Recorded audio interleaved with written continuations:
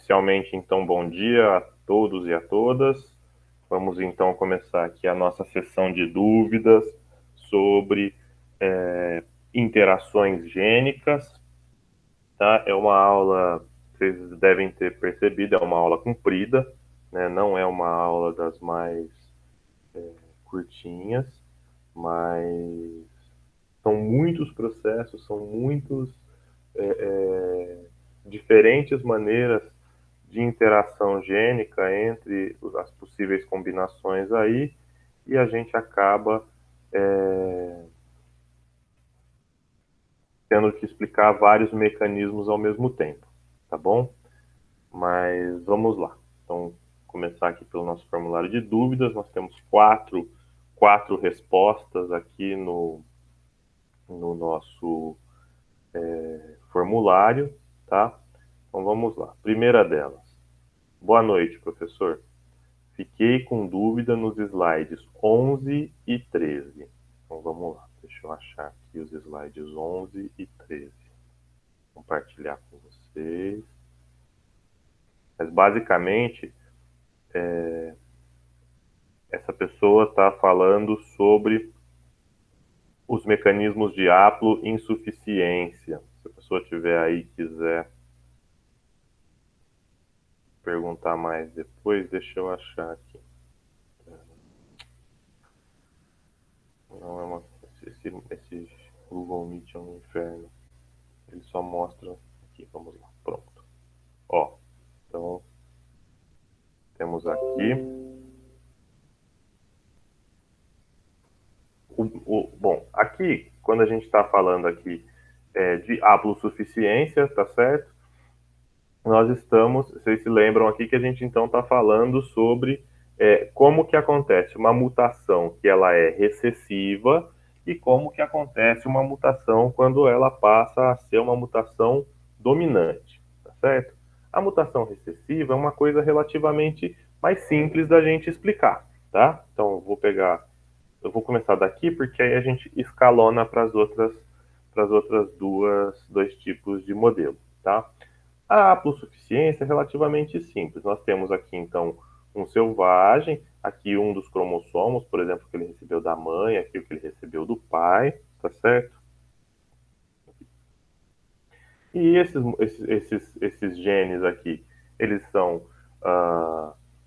totalmente funcionais, produzindo, então, um RNA mensageiro funcional, que vai ser traduzido bonitinho, vai virar uma proteína, e uma proteína que vai funcionar, obrigado, tchau, e pronto. Como ele tem duas cópias da proteína, essa quantidade dessa proteína produzida, ela é suficiente para dar sequência naquela cascata gênica, no aparecimento daquela característica, ou seja lá onde é que for o tipo de mecanismo que a gente vai ter aí envolvido nesse tipo de herança. Mas o importante é que as proteínas aqui funcionam e a característica aparece, tá bom? Do outro lado aqui, a gente vai ter como o outro extremo, o heterozigoto recessivo. E o que vai acontecer aqui? Veja, esse gene que ele recebe, ele tem aqui no finzinho, né, tanto nas duas cópias que ele recebeu, esse indivíduo recebeu, tanto da mãe quanto do pai, ele recebeu uma cópia que está mutada. Essa mutação, ela pode funcionar da seguinte forma. Por exemplo, aqui pode ser um stop codon, tá certo? Então vai faltar um pedaço do RNA mensageiro, vai faltar um pedaço da proteína depois da tradução. Pode ser uma mutação não sinônima, que vai mudar o aminoácido, e a mudança desse aminoácido promove aí uma mudança conformacional na proteína, e isso vai gerar uma proteína que tenha um formato relativamente diferente, tá certo? Então, o que nós temos aqui é que nenhuma dessas proteínas, ela funciona, tá certo? Ela não serve para desempenhar o seu papel. Se ela saiu com um stop codon, a proteína sai truncada, faltando um pedacinho, e vocês se lembram, proteína, ela funciona, né? Tem a estrutura primária, secundária, terciária e quaternária, e a secundária e a terciária são justamente as dobraduras aí que a gente vai ter nessa proteína por formação para o desenvolvimento do formato final da proteína. proteína, isso é coisa que vocês aprenderam lá no ensino médio, proteína funciona na regrinha de chave, modelinho de chave e fechadura. Encaixou, desencadeia, não encaixou, não desencadeia. Se você tem uma mutação e falta um pedaço da proteína, provavelmente ela não vai se dobrar e ter a mesma forma da original, então ela não dá sequência na cascata gênica, tá certo?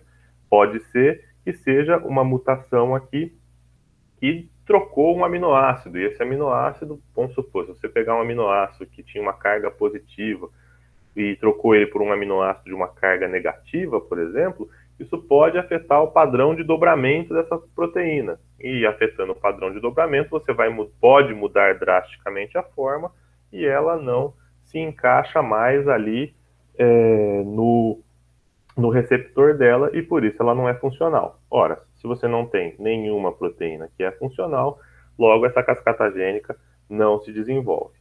O modelo de haplosuficiência, ele serve justamente aqui, veja, você tem uma cópia funcional, uma cópia não funcional. Mas veja, só metade desta carga, ou seja, esse indivíduo heterozigoto, se a gente não estiver trabalhando com nenhum enhancer, com nenhum promotor alterado, nem nada disso, esse indivíduo vai ter metade da quantidade de proteínas funcionais que esse aqui tem, tá certo? Só que essa metade da carga já é o suficiente para que a gente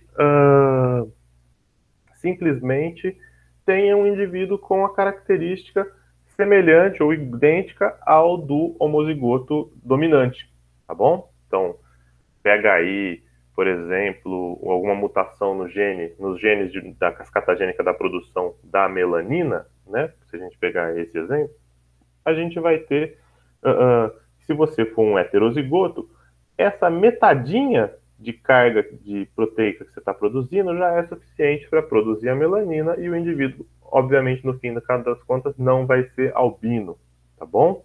Então, esse é um caso de haplosuficiência. Quando a gente vai falar agora de mutações dominantes, a gente tem que pegar e fazer o pensamento contrário.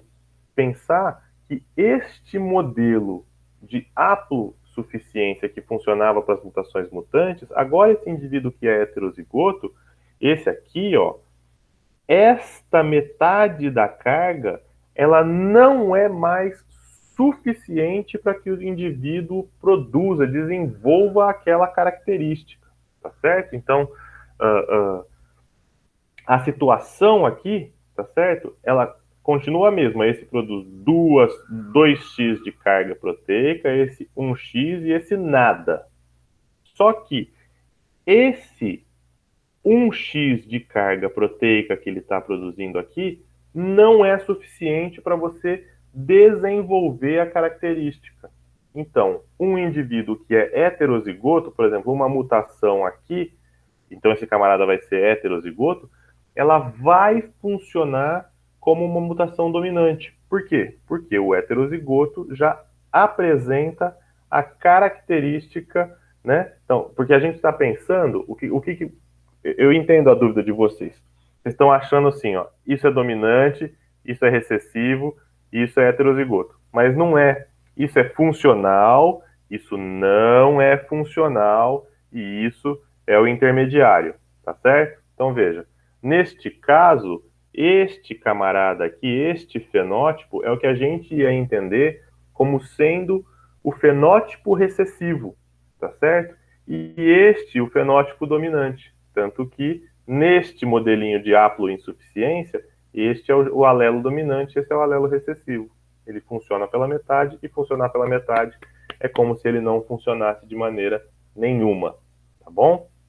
Agora, um outro modelo que a gente... aqui tem esse exemplo aqui do TBX1 aqui, né?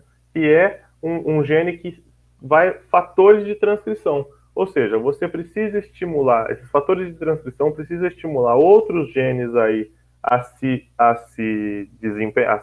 expressarem, tá certo? Só que você precisa de uma quantidade alta de TBX1. Quando você tem uma quantidade média de TBX1, essas esses fatores de transcrição não são suficientes, por exemplo, para você desenvolver as artérias daqui da região da faringe e dos camundongos, tá bom? O outro modelinho, que esse que é o modelo do mutante negativo, esse ele ele funciona um pouquinho diferente, tá? Então, como é que ele vai trabalhar? Essas proteínas, aqui, nesse caso, ele simplesmente um funciona e o outro não funciona.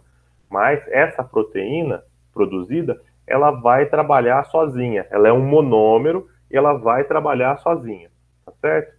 Aqui, no caso desses mutantes negativos, a gente está falando de proteínas que são dímeros, trímeros, tetrâmeros, tá certo? E esses dímeros, trímeros e tetrâmeros podem ser homodímeros ou heterodímeros, ou homotrímeros, tá? Pode ter mais de um tipo de molécula. Então, como é que vai funcionar? Veja, aqui esse exemplo do colágeno ele é muito simples. Você tem lá no colágeno, ela é uma proteína homotrimérica, ou seja, você tem 3 cópias idênticas da mesma proteína e elas se entrelaçam para formar o colágeno. Então, quando essas 3 se encaixam, elas têm um entrelaçamento ali e tem uma forma final X, tá certo? Se uma das cópias do trímero, desse trímero tiver mutada, ou seja, ela tiver um formato diferente, esse entrelaçamento já vai acontecer de uma forma diferente e vai gerar um formato final para a proteína do colágeno que é não funcional, ou ele não funciona 100% perfeito como deveria, tá certo? E isso vai, por exemplo, acarretar, porque a proteína não vai funcionar direito. E aí a gente tem que olhar este modelinho aqui, ó, este exemplo aqui.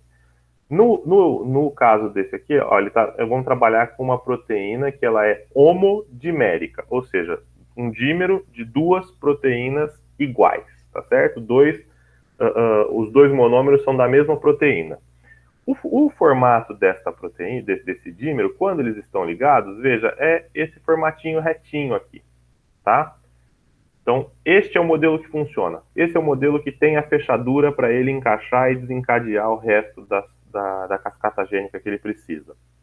Agora, o mutante, veja, o mutante ele não é retinho, ele faz esse sorriso aqui, né? Esse formatinho de sorriso aqui, curvadinho. Então, os dois juntos, repara que você não tem esse formato reto. Isso aqui não vai encaixar no receptor disso aqui. Então, logo, este não funciona, tá? Se você tiver, então, um indivíduo heterozigoto, que vai ter uma cópia do retinho, uma cópia do sorriso, quando eles interagirem, você vai ter que um já é torto e o outro nem reto fica, tá vendo? Ele fica levemente diferente, ou seja, ele também não encaixa lá na nossa fechadura, tá certo? Então, veja, quando a gente vai ter, o que acontece? Este aqui nesse caso, este aqui é o camarada que é dominante. A característica dominante é não funcionar. E a característica recessiva é funcionar. Tá certo? Uma outra coisa que acontece muito, e isso eu até discuti com o pessoal de obstetrícia semana passada, que a gente teve essa mesma aula, é o seguinte, veja, a gente tem uma tendência a achar que e isso é arraigado na cabeça de todo mundo, a gente tem uma tendência a achar que dominante é bom, recessivo é ruim. Mas não é assim que funciona, tá certo? O que acontece é simplesmente que ou uma meia dose ou uma dose híbrida vai funcionar ou não vai funcionar, independente dela ser dominante ou não, independente dela ser uma característica boa ou não, tá certo? Uma característica vantajosa ou não. Então, mas por que a gente tem essa tendência a associar a parte de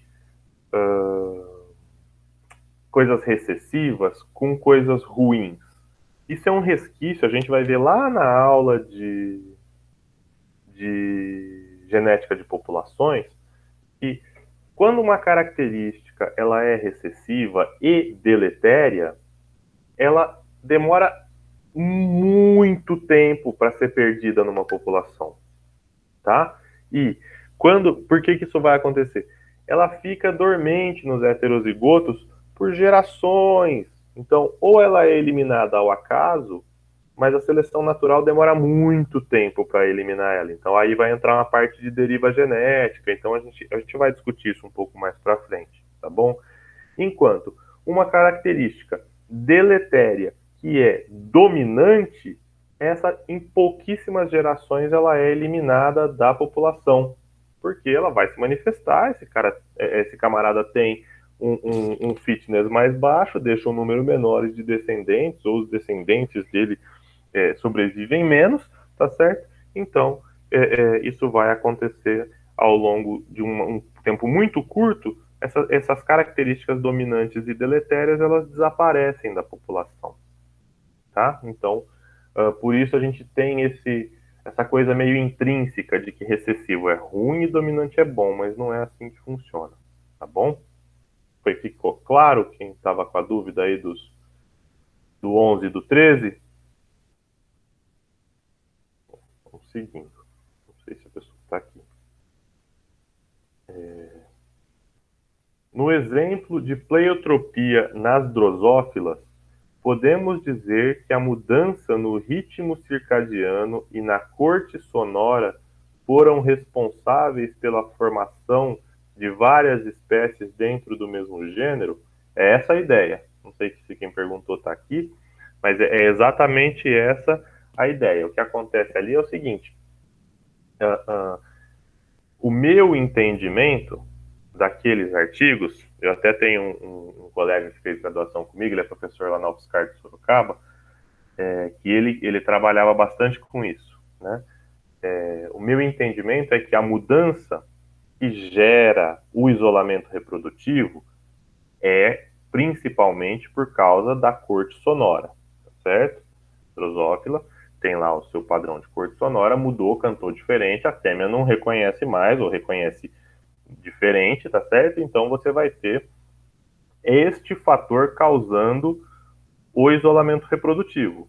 Mas o reflexo é que também muda o ritmo circadiano dela, e aí você acaba, né, na hora que você tiver um mínimo de população aparecendo ali, você vai ter que esse bicho não só canta diferente, canta, nem sei se canta, né? Faz um som diferente, mas também dorme e acorda em outro horário. Então essa população vai se extremando até que você gere um isolamento reprodutivo e aí você faz a geração de novas espécies, tá bom?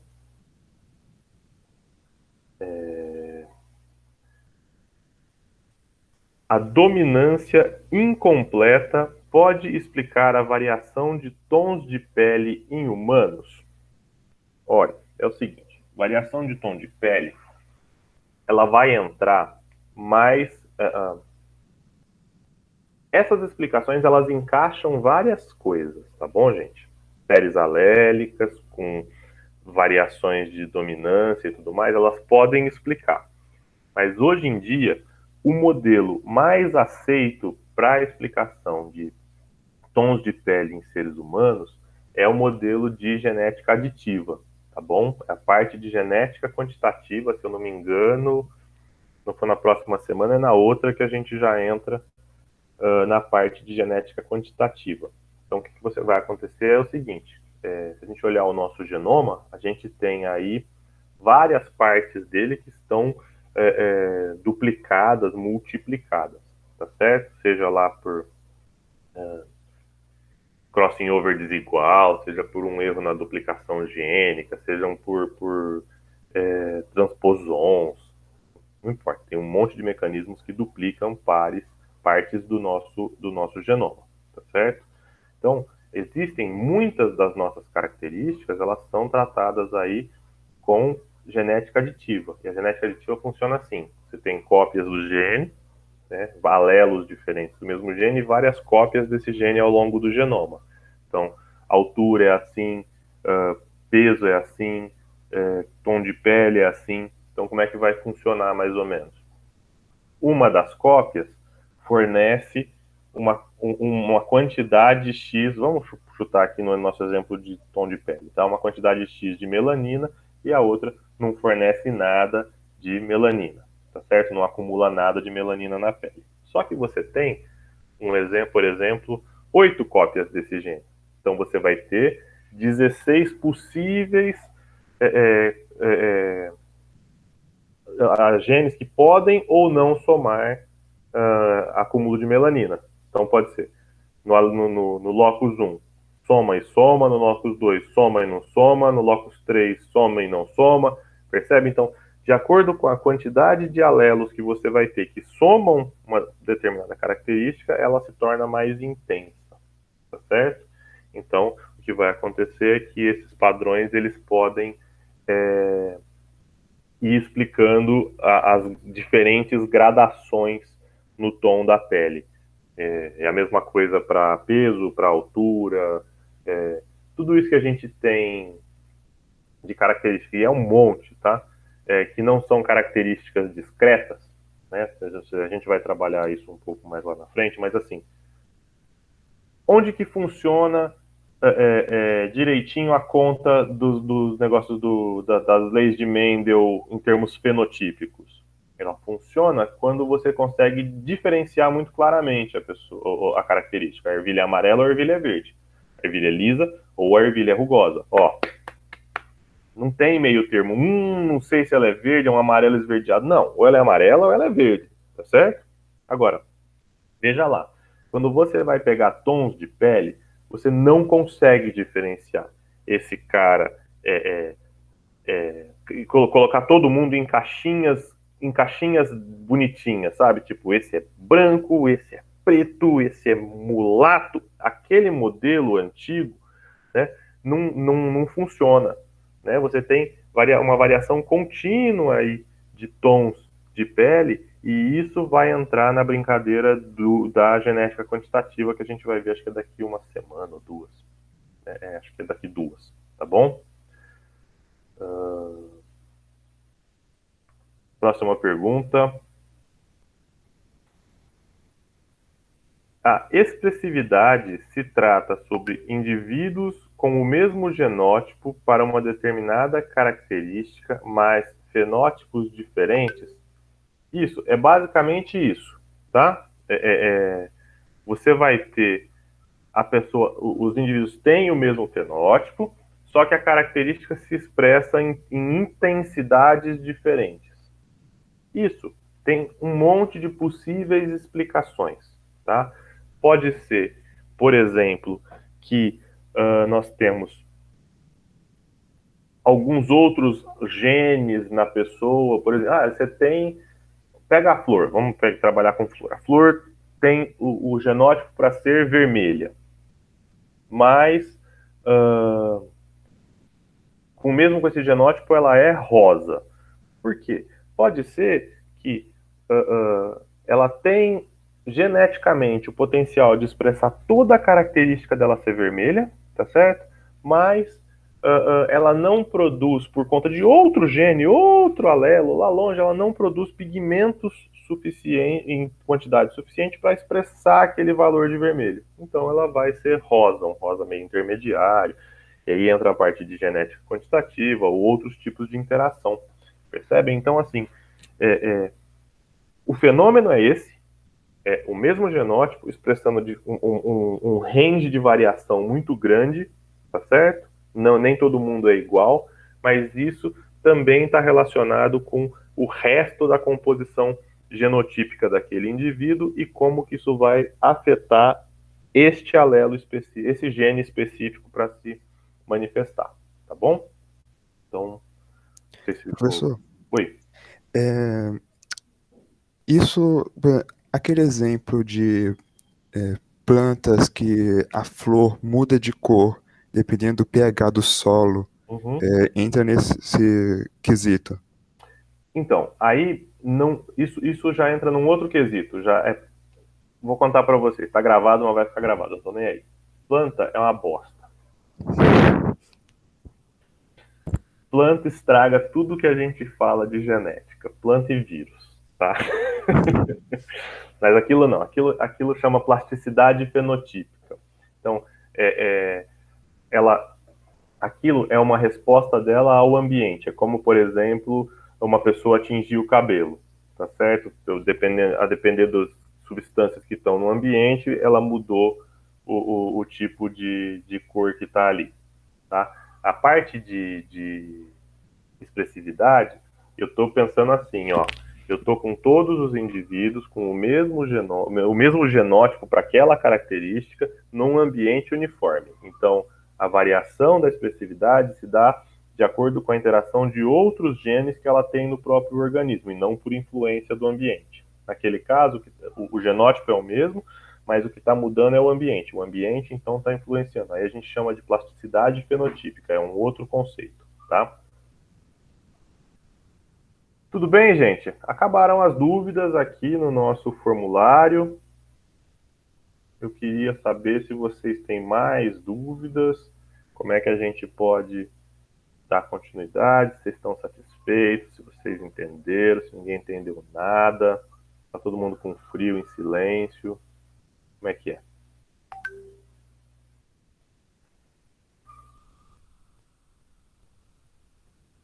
Nada assim, silêncio mortal, é isso? Acabou. Eu tô achando que ou vocês estão entendendo tudo e a minha aula é muito boa, ou vocês não estão entendendo nada, vocês estão com vergonha de falar. Eu acho. Agora tô na dúvida aí. Verdade. Vou parar de gravar aqui. Então, estamos todo mundo contemplado, todo mundo entendeu tudo. Então tá feito. Deixa eu parar a gravação.